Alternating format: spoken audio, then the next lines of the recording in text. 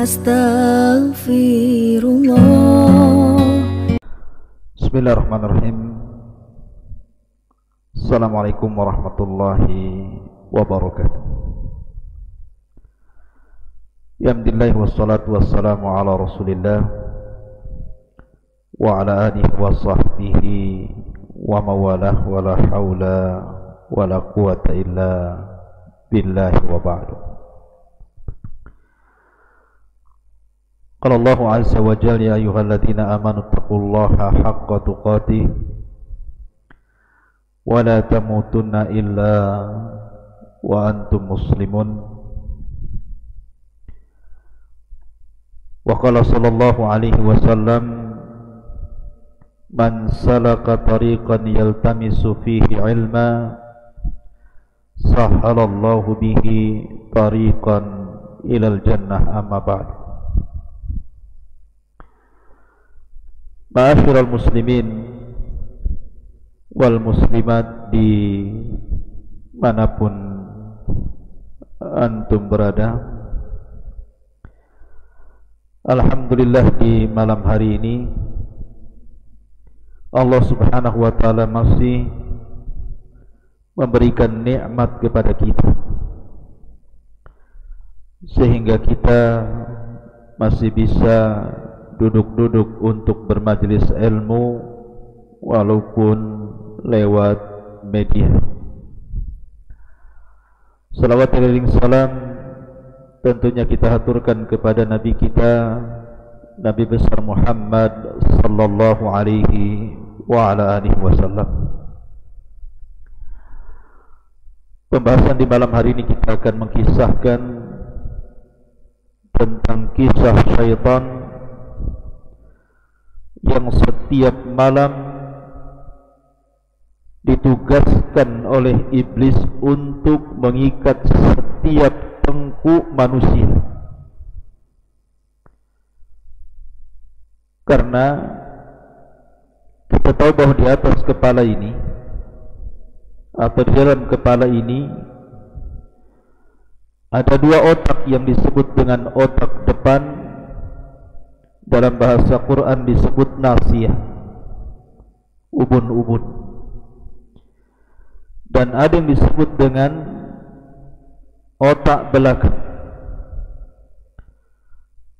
yang disebut dengan qafiyah, atau bahasa kita disebut tengkuk. Begitulah Islam membedakan dengan pendapat barat yang mengatakan otak kanan dan otak kiri. Kalau kita katakan otak depan dan otak belakang, otak depan disebut nasiyah, ubun-ubun, dan otak belakang disebut qafiyah alias tengkuk. Syaitan tidak bisa menguasai otak depan karena ubun-ubun itu dipegang oleh Allah subhanahu wa ta'ala. Nasiyatim biyadih. Tetapi syaitan hanya bisa menguasai qafiyah, otak belakang atau disebut dengan tengkuk. Itulah syaitan setiap malam akan datang kepada manusia dan mengikat setiap tengkuk manusia yang tidur. Bagaimana kisahnya? Nabi SAW bersabda dalam hadis Abi Hurairah radhiyallahu anhu, kata Nabi SAW, ya'kidu syaitanu ala qafiyati ra'si ahadikum idha huwa nama thalatha uqad yadribu kulla uqdatin alayka laylun tawilun farqud fa in istayqadha fa dzakara Allah in halat uqdatun fa in tawadda'a in halat uqdatun wa in shalla in halat uqdatun fa asbaha nashitan tayyiban nafsi wa illa asbaha khabithan nafsi kaslah. Rawahul Bukhari. Kata Abu Hurairah radhiyallahu an, Nabi SAW bersabda, setan itu mengikat 3 tali ikatan di atas tengkuk kepala seseorang dari kalian saat kalian tertidur. Lah setan ini setelah mengikat dengan 3 kali ikatan, maka dia akan mengencangkan ikatannya sambil berkata kepada yang tidur, alaika lailun tawilun farkud, malam masih panjang, tidurlah, tidurlah.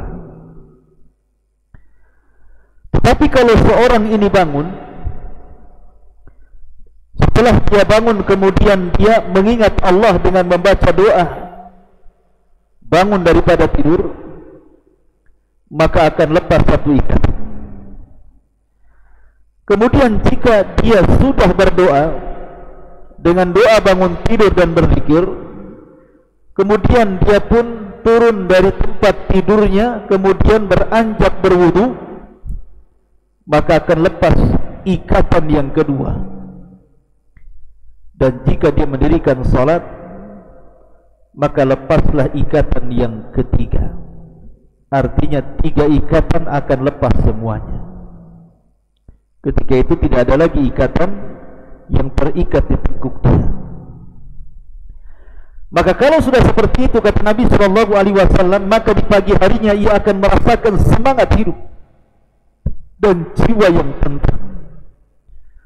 Namun bila dia tidak melakukannya, dia tergoda dengan nyanyian syaitan, alaika lailun tawilun farkud, malam masih panjang padahal sudah subuh, malam masih panjang padahal sudah azan subuh, farkud, tidurlah, tidurlah. Akhirnya dia pun tidur terus sampai kemudian matahari terbit.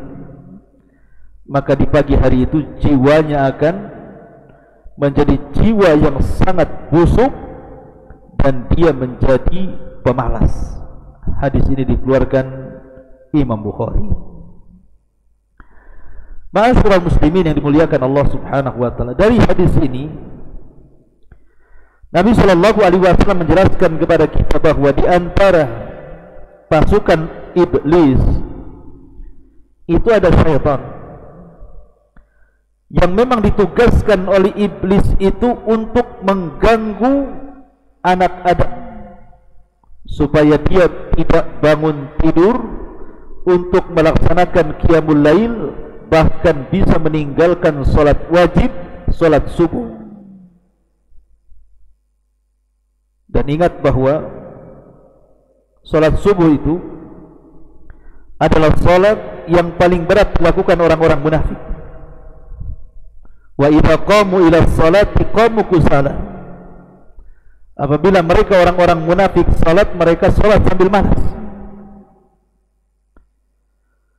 Maka di antara penyebab kenapa orang itu susah bangun subuh, kenapa orang itu malas untuk melaksanakan salat subuh, karena di tengkuknya ada 3 ikatan yang dikencangkan syaitan. Makanya Nabi SAW memberikan solusi bagaimana caranya mengurai ikatan tersebut. Kata Nabi SAW, bangun sebelum subuh. Kemudian setelah pas dia bangun, dia membaca doa, alhamdulillahilladzi ahyana ba'dama amatana wa ilaihin nusyur.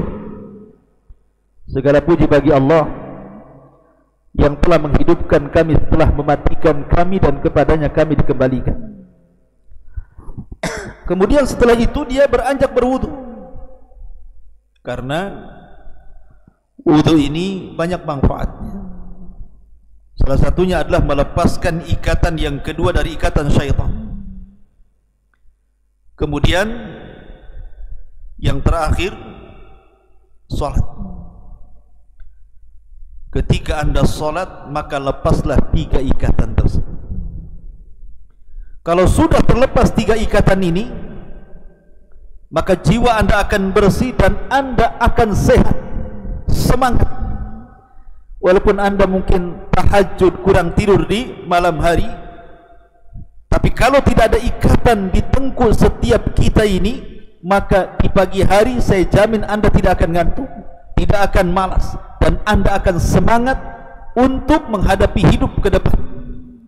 Tapi sebaliknya, kalau anda habiskan malam itu dan dikipas-kipasi oleh syaitan, alaika lailun tawil farqu, malam masih panjang, minumlah, tidurlah. Kemudian syaitan pun mengencingi telinga kita sehingga suara azan tidak sudah didengar lagi, suara qomat lewat begitu saja, orang sudah solat dia masih ngorok, maka dipastikan jiwa anda akan busuk dan anda akan jadi pemalas. Ma'asyiral muslimin yang dimuliakan Allah Azza wa Jalla, pertanyaannya, bukankah ada hadis yang mengatakan dari hadis Abi Hurairah radhiyallahu an juga, ketika Abu Hurairah radhiyallahu an diperintah Rasul untuk menjaga pembendaharaan Baitul Mal,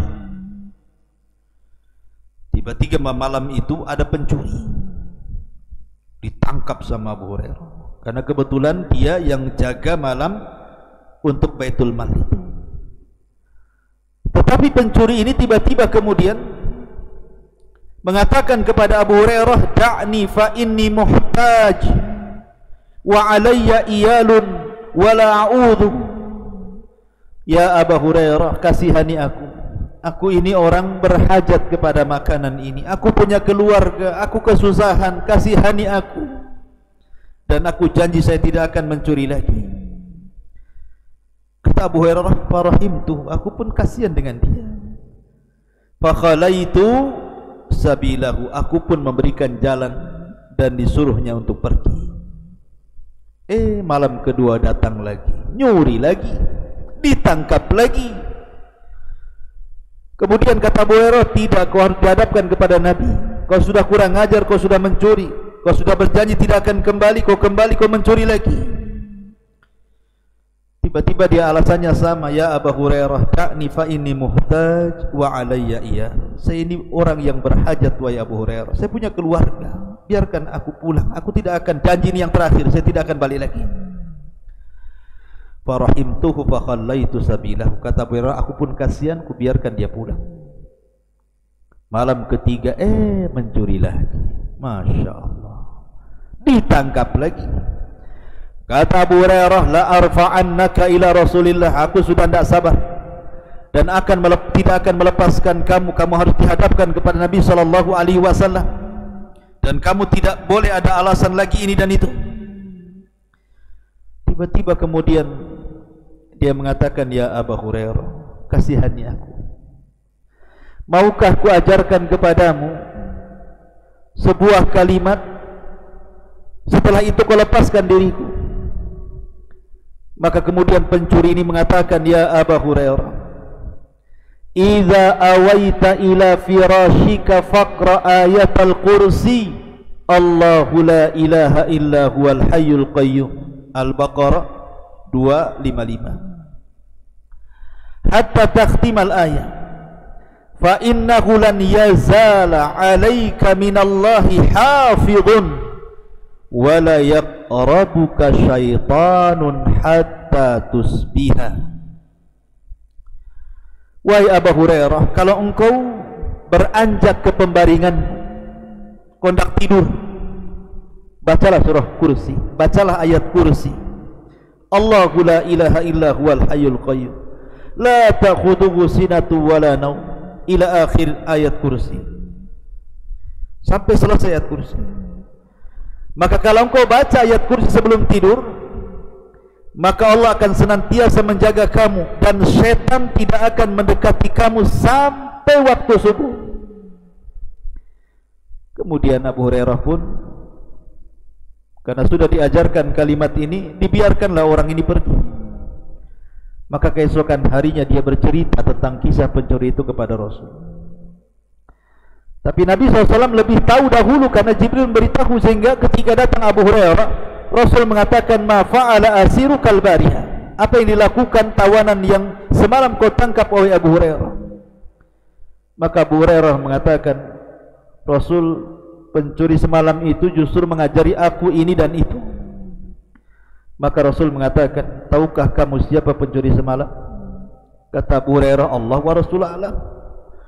Maka Rasul mengatakan, fa innahu syaitan. Dia adalah syaitan.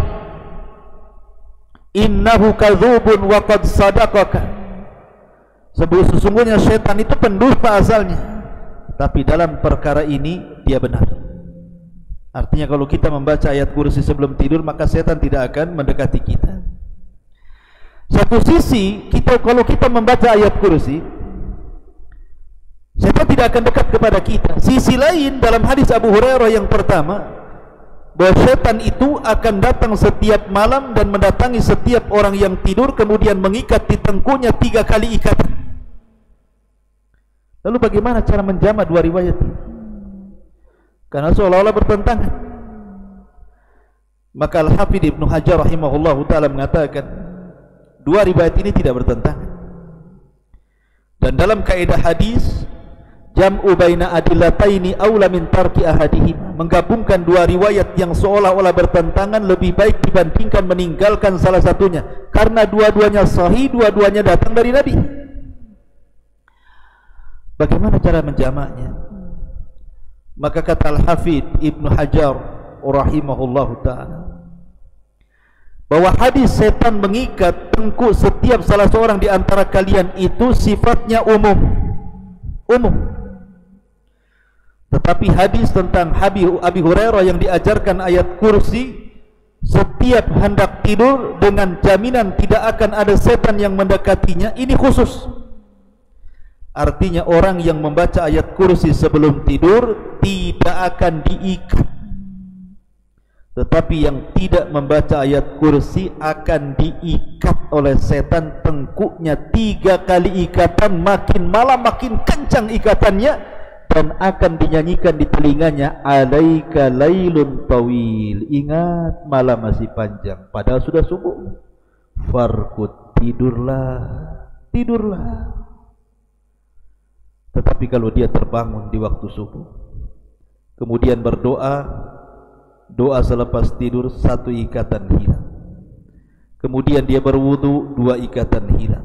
Kemudian dia salat subuh, semua ikatan hilang. Dia pun akan semangat dan baik hatinya. Begitulah cara menjamaknya. Dari sini pentingnya ikhwatu fiddin, seseorang itu membaca doa sebelum tidur, membaca ayat kursi sebelum tidur. Apalagi ada jaminan dari Nabi SAW, siapa yang berwudu sebelum tidur, maka akan ada malaikat di samping kiri kanan. Setiap kita berguling ke arah kanan, malaikat sebelah kanan mengatakan, Allahumma gfir lahu, Allahumma arhamhu, ya Allah ampuni orang ini, rahmati orang ini. Kalau dia menggulingkan badannya ke arah kiri, malaikat sebelah kiri juga akan mengatakan, Allahumma gfir lahu, Allahumma arhamhu, ya Allah ampuni orang ini, ya Allah rahmati orang ini, sampai subuh. Inilah ma'asyiral muslimin yang dimuliakan Allah subhanahu wa ta'ala, kisah tentang syaitan yang mengikat 3 ikatan kepada tengkuk kita. Subhanakallah bihamdika, asyhadu an la ilaha illa anta, astaghfiruka wa atubu ilaik. Allahu ta'ala alam. Assalamualaikum warahmatullahi wabarakatuh.